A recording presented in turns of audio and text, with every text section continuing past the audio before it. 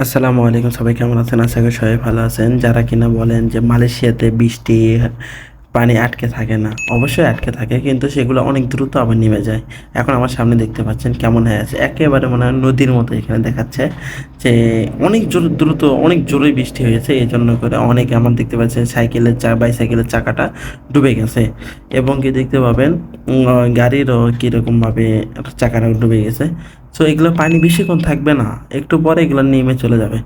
এগুলা পানি হাইস্ট হলে 5 মিনিট এখানে থাকবে, তারপর নেমে যাবে। এইমাত্র বৃষ্টি ছাড়ছে, বৃষ্টি ছাড়া মাত্র আমরা কোম্পানি থেকে বের হয়ে বাসার দিকে যাচ্ছি। যাওয়ার সময় যে এখান থেকে মনে করলাম যে আমি আপনাদেরকে এটাও দেখাই যে পানি মালয়েশিয়াতে পানি হলে মানে বৃষ্টি হলে কতক্ষণ পর্যন্ত রাস্তায় থাকে। দেখতে পাবেন, এই দিক দিয়ে দেখতে পাবেন, দেখেন কত দ্রুত পানি মানে বৃষ্টির পানি আসতেছে।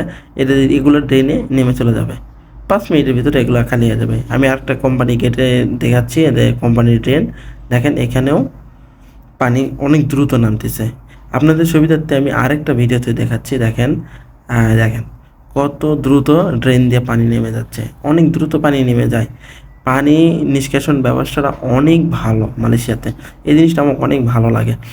এবং এগুলো বৃষ্টির পরে মন মানসিকতা এমনিতেই ভালো থাকে, তার ভিতরে আমি মসজিদের এরকম একটা ভিউ দেখে আমার আরও ভালো লাগতেছে। দেখেন কত সুন্দর ভিউ মসজিদের, অনেক সুন্দর একটা ভিউ। সবাই ভালো থাকবেন, সুস্থ থাকবেন। আসসালামু আলাইকুম।